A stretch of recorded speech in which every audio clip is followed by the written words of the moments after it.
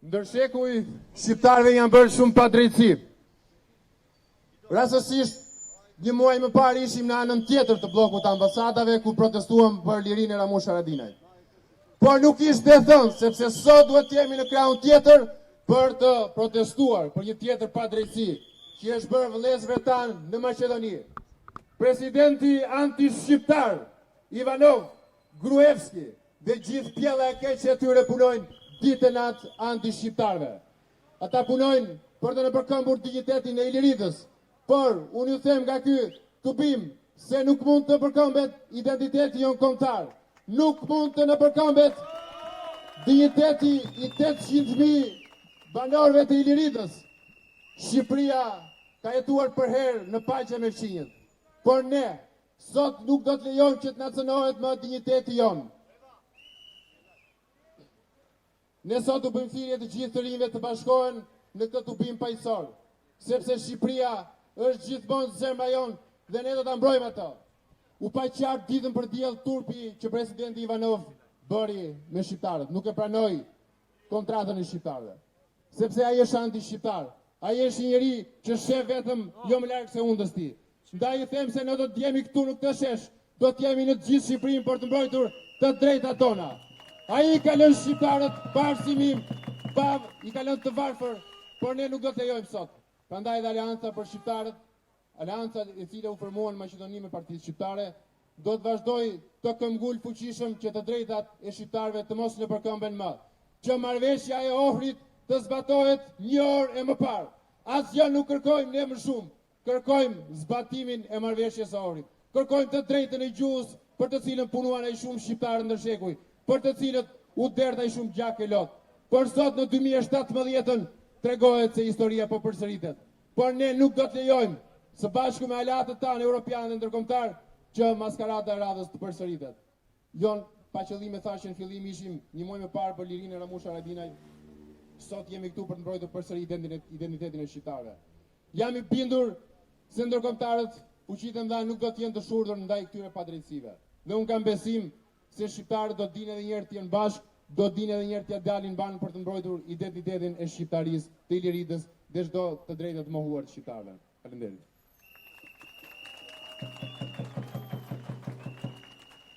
Ne sot jemi këtu për të bashkuar me ata shqiptarët Maqedonisë që kanë vite që vetëm han këtë presion nga shteti Maqedonas. Të gjithë shqiptarët duhet jenë bashkë, si Shqipëri, siç e mbledhur ne këtu sot.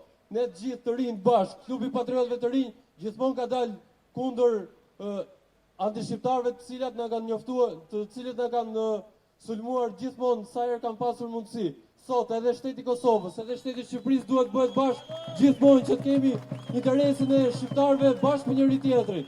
Sot ne shohim nga ato dritare që Maqedonasit na shohin nga lart. Ne jemi të gjithë bashkë këtu, po mund të jemi edhe shumë më tepër që të mbrojmë interesat e atyre shqiptarëve të Maqedonisë. Ne duhet që gjuha shqipe në Maqedoni të bëhet gjuhë zyrtare, sepse popullsia shqiptare është shtet formuese, janë 800.000 shqiptarë të Maqedonisë që janë atje dhe nuk kanë akoma të drejtën që të lexojnë dhe të mësojnë shqip. Atje i gjithë shteti Maqedonas duhet të ketë një gjuhë shqiptare. Aty 800.000 Maqedonas meritojnë që të përfaqësohen më denjësisht. Aty duhet jetë një shtet më i fuqishëm dhe më përfaqësues. Shqiptarët përderisa janë popullsi shtet formuese duhet kenë më shumë të drejta. Marrëveshja e Ohrit duhet të implementohet një minutë më përpara. Ne duhet të jemi gjithmonë të bashkuar. Siç jemi bashkuar tani këtu, duhet edhe në vende të tjera të organizohemi dhe të kemi zërin ton më të lartë, më të bindës dhe më të fortë. Shpresoj që të jemi akoma sa më shumë edhe në tubimet e tjera kundër anti-shqiptarëve dhe interesin ton të mbrojmë sa më mirë dhe sa më fort. Urime të gjithëve. Ku është KPR-ja se për nuk ju dëgjoj fare? Ku jeni? Oh! Tregojeni pak Tiranës se sa jeni mbledh sot këtu e. Shqipëri! Shqipëri! Shqipëri! Shqipëri! Nuk nuk e kuptoj presidentin Ivanov çka kërkon. Shqiptarët në Maqedoni janë 800.000 banor, 30% e popullsisë, dhe ai thotë që unë nuk e njoh gjuhën shqipe. Ku jemi këtu? Shihni shtete si puna Zvicrës, kanë 3 gjysmë zyrtare. Shihni vende si puna e Belgjikës, ku kanë gjithashtu 3 gjysmë zyrtare. Nuk e marr vesh pse ne në Ballkan duhet jemi kaq të kurrë. Sa herë kohë ne shqiptarët duhet ulim kokën. Ka ardhur momenti që ne shqiptarët t'i dalim krah njëri tjetrit. Shqiptarëve të Kosovës, duke përmendur si më parë komandantin legjendar të UÇK-s, Ramush Haradinaj, i cili sot ndodhet në një lloj padrejtësie. Mbasi u gjyku një herë nga Haga, na dalin tani prap fakte tjera, dhe këto janë padrejtësi që vazhdon t'i bëhen shqiptarëve. E njëjta gjë tani në Maqedoni. Na çohet ky president, ndërkohë që brenda të gjitha ligjeve ndërkombëtare i propozohet me 67 mandate të formoj qeveri, dhe ai thotë nuk e pranoj unë të formoj qeveri me shqiptarë sepse nuk e pranoj gjuhën shqipe gjysmë zyrtare. A ka sens?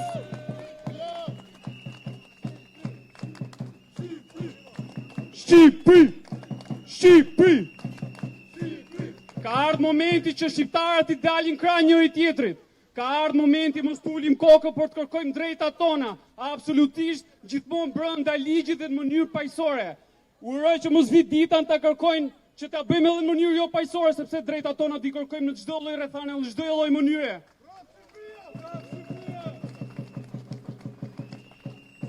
Edhe herë i them vëllezërve tonë Maqedoni që ne jemi për krah tyre. Ashtu si kushte ky klub patriot është sot, jam i bindur që në çdo qytet Shqipërisë gjenden qytetarë shqiptar të cilët i mbështesin të drejtat e vëllezërve tonë Maqedoni, ashtu si kushte edhe të gjithë shqiptarëve kudo që ata ndodhen. I ftoj të gjithë bëhemi së bashku, ashtu si kurse partia jonë mbron në mënyrë patriotike të drejtat e shqiptarëve, kudo shqiptarët ndodhen anë mban botës, dhe duhet të keni diçka parasysh, sepse ka forca ndryshme që thonë që ne jemi nacionalistë ekstremistë. Absolutisht, ne jemi patriot, ne jemi patriot.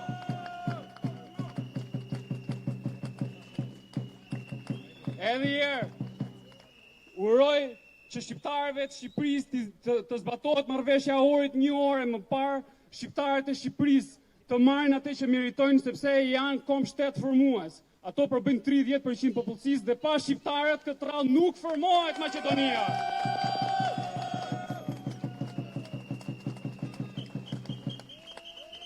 Shqipëri.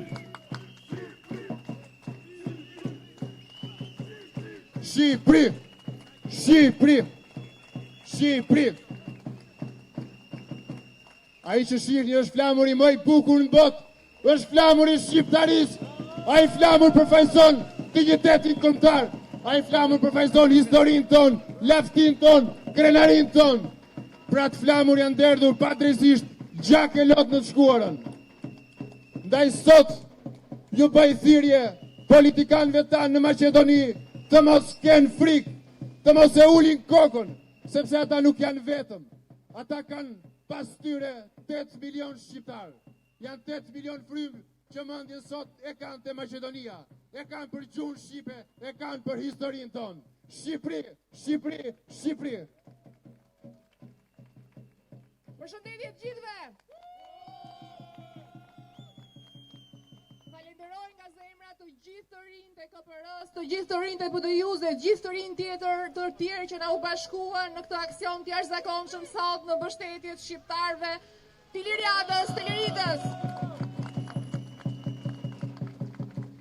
Sot folën të rinjtë. Ne politikanët kemi shumë pak zë për të folur sot, por i vetmi apel që unë sot dua të lëshoj është ky. Të gjithë politikanët, të gjithë krave, të Shqipërisë, Kosovës, të ish Republikës Jugoslave të Maqedonisë, duhet të bëhen të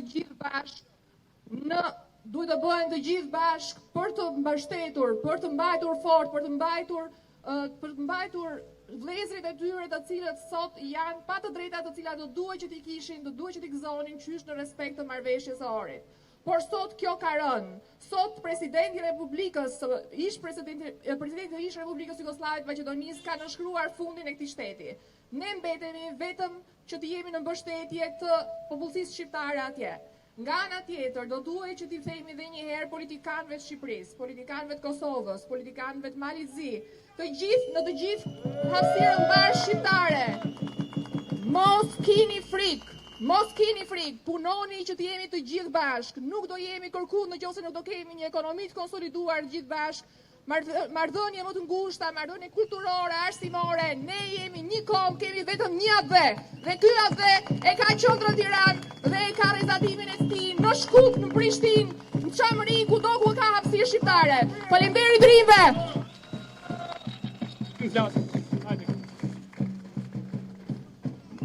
Desha vetëm tjetë thirrje për politikën shqiptarëve atje në Ilirit, që boll me garnitur, se kush është politika edhe planet e sllave atje, sepse ata serbian, nuk janë Maqedon, është që ta asimilojnë gjithnjë më tepër, ta tkurin gjithnjë më tepër faktorin shqiptar atje.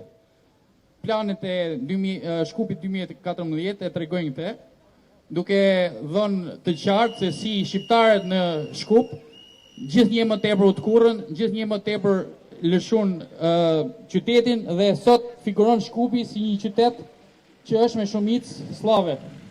Kjo vetëm me ndihmën e politikës shqiptare atje. S'duhet të tregohen më inferior janë ata që kanë ardhur dhe kanë pushtuar dhe kanë tkurrë torët shqiptare. Kështu që gjithnjë më tepër duhet të tregojnë vullnet edhe vendosmëri, sepse sot është momenti i fundit ku o mund të shqiptarët duhet të lëshojnë trojet atje, ose përfundimisht të fitojnë atë që i takon. Jam krenar që jam shqiptar. Jam krenar që jam shqiptar.